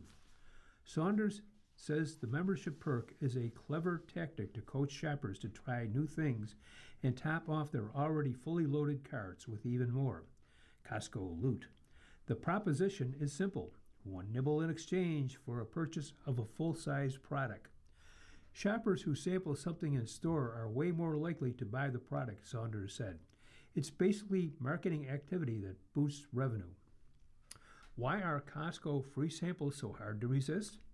Samples are the highlight of family date night at Costco for Kathleen Melly, 28, and her husband, who, with their 9-month-old son in tow, snacked their way through the aisles. Both personal trainers, the New Jersey couple, make a habit of reading the ingredients before buying anything, and as a rule, don't take home the samples. They're all terrible for you, but it's like they're out. We might as well try them. Just one bite isn't going to hurt us, Melly said. The last Costco shopping trip was the exception. Melly couldn't help but snap up a container of organic mango salsa after tasting it on Cite chips. It was so good, she said. Is it already gone? Almost, she said. We went on Monday, and today's Wednesday. The surprise assortment of free samples has become a vital and visceral part of the Costco experience, said Anar Tal, a behavioral economist and visiting professor at the University of Maryland. The initial taste of a new food can create a lasting first impression, a taste memory that whets the appetite for that food and other foods like it, Tal said. Free samples also take the guesswork out of a purchase. So Costco, through company club demonstration services that manage the in-store samples, takes great care to engineer an expertly flavorful bite, said Dan Ariely, a professor of psychology and behavioral economics at Duke University. That single morsel primes people to view the sample as a unique and special treat. While the flavor may not be more intense than any other food bite, it feels that way because of the intensity of our attention to it in that moment, he said. And unlike other bite-sized treats, this one doesn't cost us anything, making it that much harder to resist. Such is the allure of free stuff, said Ariely. The other thing about free stuff, it creates a social commitment, an impulse to reciprocate, and Costco shoppers often do so by depositing the bulk version in their carts, Ariely said. For years, Costco observers David and Susan Schwartz watched samples fly off the shelves and into shopping carts, not just from the sidelines. While working on their book, The Joy of Costco, A Treasure Hunt from A to Z, the husband and wife team dined on warehouse samples around the globe. In Asia, they sampled vodka, and in Sweden, prosciutto carved from a whole leg by a vendor in a pleated chef hat. It's clear that the sampling is one of the most popular things that goes on in the warehouse, David said. Susan says samples got her hooked on Costco's croissants. Her grandson, who mainly subsists on a diet of pizza and chicken nuggets, discovered a healthier alternative, Madras lentils, thanks to Costco. Our love-hate relationship with Costco samples.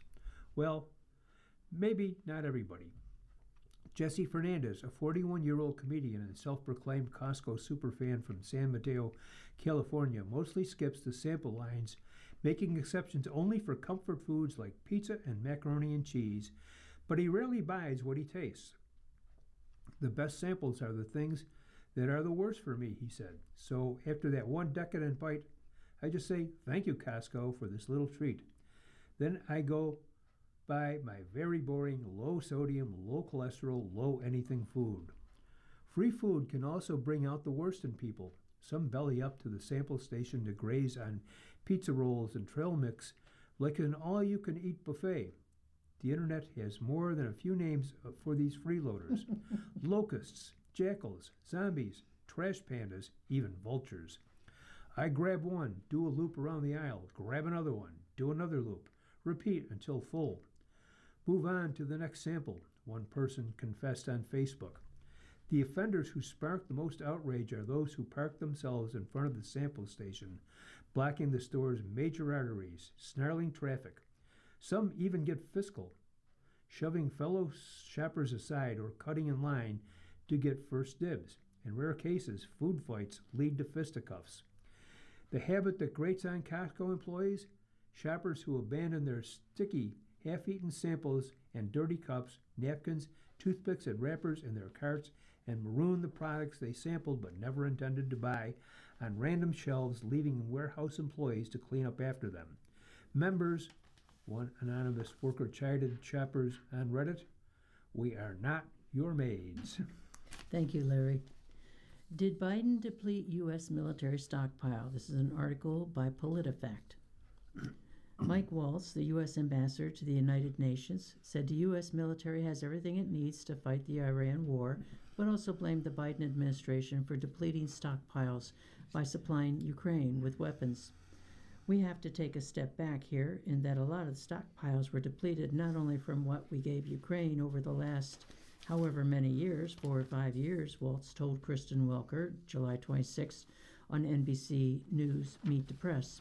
Secretary Hegseth inherited a depleted situation from not only Ukraine, but also the ongoing fight with the Houthis under the Biden administration and a depleted military under the Biden administration. Waltz dismissed a July 24th NBC News report that said the U.S. military was rationing munitions and allowing some Iranian attacks because of the diminishing stockpile. Several reports have found that U.S. weapons stockpiles are rapidly decreasing as the Iran war continues. A May analysis by the Center for Strategic and International Studies, a national security-focused think tank, projected that certain heavily used munitions in the Iran war, such as the Tomahawk missile system and Patriot and THAAD interceptors that defend against missiles and drones, will take around 3 to 4 years to replenish. Does that mean the Trump administration inherited a depleted stockpile from Biden? Not exactly. Defense experts have said that aid to Ukraine under Biden reduced the U.S. weapons reserve, but the Biden administration started a process to expand production and replenish the stockpile. From 2022 to 24, under the Biden administration, the U.S. transferred large amounts of munitions to Ukraine and to Israel, including artillery shells, anti-tank and aircraft missiles, and Patriot air defense interceptors. U.S. stockpiles, particularly high-end air and missile defense interceptors, were already under significant stress when the Trump administration took office, and Ukraine aid was one contributor to that, said Kelly Greco, defense policy expert at the Stimson Center think tank. But the administration should also look at its own choices. Whatever munitions hole the administration inherited, its own decisions made it considerably deeper. Defense experts also pointed out that many of the weapons that went to Ukraine haven't been used in Iran. The munitions the Biden administration sent to Ukraine were mostly for ground combat, which has not been an issue for the Iran war, said Mark Kansian, a retired Marine Corps colonel and military specialist at the Center for Strategic and International Studies. The U.S. sent about 600 Patriot missile systems to Ukraine, and those are now in short supply, Kansian said. He also said Army tactical missile systems sent to Ukraine have been deployed in the Iran war, but that the U.S. is leaning more heavily on other systems. None of the munitions the U.S. has provided to Israel are on the military stockpile shortlist, Kansian said, as Israel builds most of its own missiles. Biden signed bills that included funding to replace weapons the U.S. gave to Ukraine. His administration also ramped up munitions production, awarding billions in defense contracts to expand factory capacity and modernize facilities.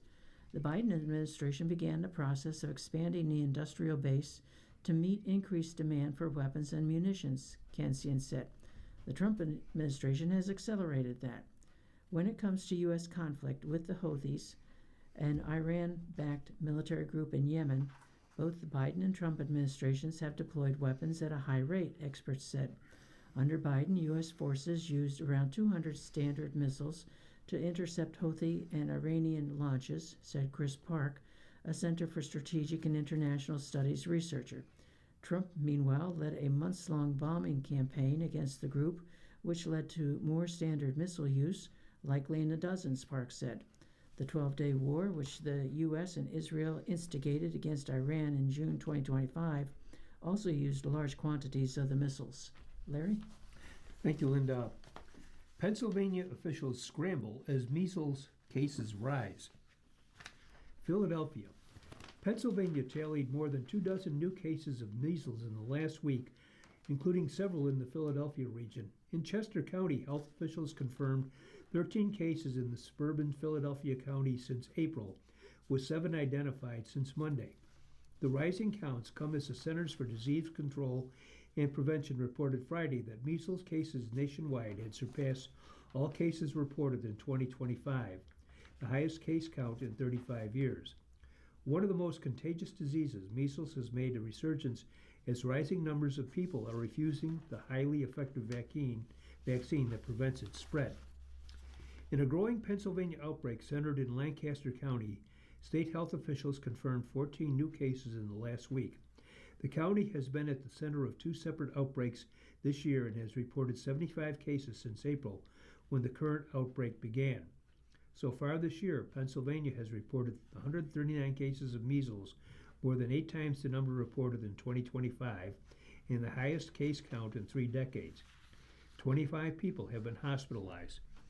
In Chester County, the local health department has struggled to track cases in part because some exposed residents have refused to provide contact tracings with detailed information, said Jean Franklin, the county health director. Some residents have not answered calls from the department or have spoken to health workers only about their own family, not other contacts they might have had in the community. Others have simply hung up on the phone. It does not allow us to paint the true picture. If they're not talking to us, we're assuming there's a lot of cases unreported, she said. Most measles patients are seeking treatment only when they become seriously ill, she said, and milder cases are likely going unreported. People aren't going to freely get tested. They're getting tested when their health has declined so much that they need medical assistance, Franklin said. Unvaccinated people in plain communities, Christian denominations like the Amish and Mennonites, have been affected more than others in the county, but the outbreak is not contained to these communities, Franklin said. Some members of the plain communities oppose vaccination, but opinions vary, and doctors in Lancaster, where plain communities are heavily concentrated, have stressed that cases there are centered among unvaccinated people in general, not plain residents. No major religion expressly forbids vaccines, yet the spread of misinformation about the vaccine safety rising for years is increasingly amplified in federal policy discussions under Health and Human Services Secretary Robert F. Kennedy Jr., a longtime anti-vaccine activist. Every measles case in the state this year was diagnosed in people who are not fully vaccinated against the highly contagious disease, which can affect up to 90% of unvaccinated people exposed to it. Thank you, Larry. Deaths feared as powerful quake hits southern Japan. A 7.1 magnitude earthquake hit Japan's southern Kumamoto prefecture on Tuesday, knocking out power to thousands of homes, rupturing roads, and leaving some trapped and others presumed dead inside a partially collapsed shopping mall. Speaking to reporters from her office in Tokyo, Japanese Prime Minister Sanae Takaichi said authorities are still assessing the full amount of the damage in the area, which was devastated by a deadly quake a decade ago. We have already been informed that people have been injured. Power outages and fires have occurred in some areas, and there's also been some damage to roads and bridges and the collapse of buildings, Takaichi said. I asked everyone to take action to protect themselves, including evacuating to a safe location. Around 300,000 people have been instructed to go to evacuation centers, and hundreds of soldiers have been deployed to help with rescue operations as aftershocks continue to rumble in the area on Japan's southwestern island of Kyushu. Around 20 to 30 workers at the prefecture's largest shopping mall were unaccounted for after it was rocked by an explosion in the aftermath of the quake, NHK said. Fire services earlier said multiple people were trapped inside. Local news outlets quoted police saying several had died or were presumed to have perished in the incident, although Reuters could not immediately confirm the reports. One side of the mall, which houses around 200 stores, was torn away, exposing steel beams and strewing debris across a vast parking lot, footage showed. Several ambulances and fire engines were parked outside as rescue teams searched for survivors. A spokesperson for mall operator Aeon said customers and employees were evacuated right after the initial quake, and that the exact cause of the ensuing explosion was unclear. Authorities are investigating a possible gas explosion, broadcaster NTV reported. Kayuza Terzunaga told TBS he was stunned by the blast while cleaning up dishes broken by the earthquake inside a pub about 300 meters from the Aeon Mall. It was a huge impact, he said. A large cloud of smoke billowed up, and because the wind happened to be blowing and the wind direction was towards the shop, the area around us was in a state like volcanic ash was falling. Larry? Thank you, Linda. You've been listening to a reading of articles and features from the Buffalo News for Wednesday, July 29, 2026. We read the Buffalo News live on weekday and Sunday mornings at 9 a.m. and rebroadcast at 4 p.m. For more information, call us at 716-821-5555. Your readers today have been Linda Ranella and Larry Beenan. Thank you for listening, and please continue to stay safe. If you or people you know shop at any of the Dash's supermarkets, please save Dash's register tapes for radio reading. Our agency receives $2 for every $100 in Dash's register tapes. Radio reading has raised thousands of dollars so far. Anyone can drop off their Dash's tapes to the Niagara Frontier Radio Reading Service at 1199 Harlem Road, Cheektowaga, between William and Clinton Streets. Or Dash's tapes can be mailed to the Niagara Frontier Radio Reading Service at 1199 Harlem Road, Cheektowaga, New York, 14227. Any questions on Dash's tapes for radio reading? Call us at 716-821-5555, and thanks for caring.